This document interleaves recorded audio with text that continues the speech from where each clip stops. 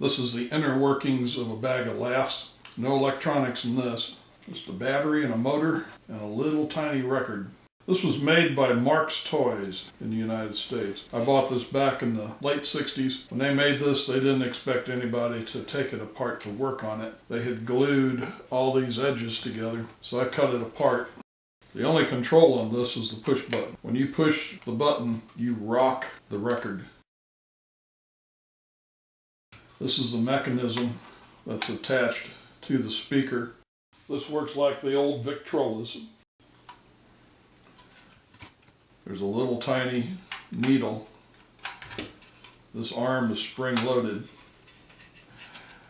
As this follows the grooves in the record, this arm comes up and will push on this wire. This is your switch.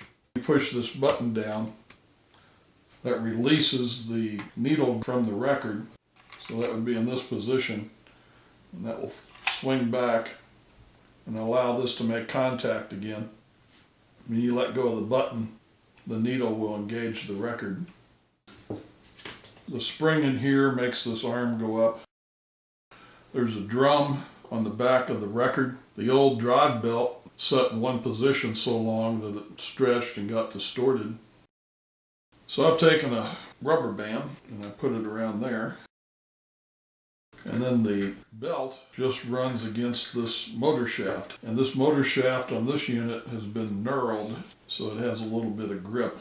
I was a little bit surprised to see that they had put these metal rivets on top of these two wires to hold them in position. At some point in time, when this plastic insulation gives way, that could cause a short there.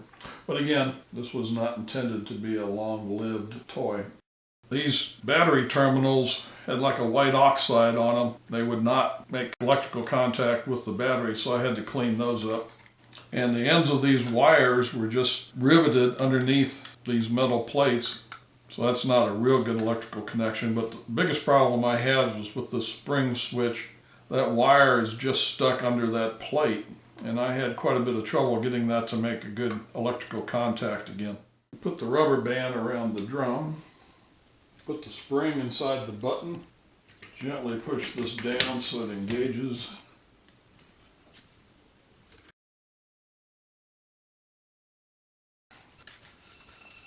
Put the battery in there and make sure that it's working. And then this, you just put it down on top of there. I'm just going to use a couple of pieces of tape to hold this together, because I know that rubber band's not going to last very long.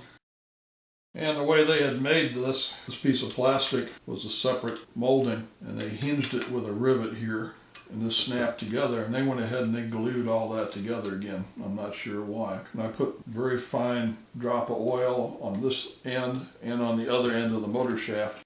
We put the battery in.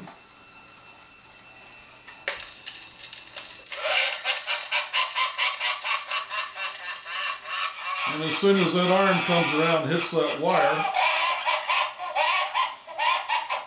it stops the unit.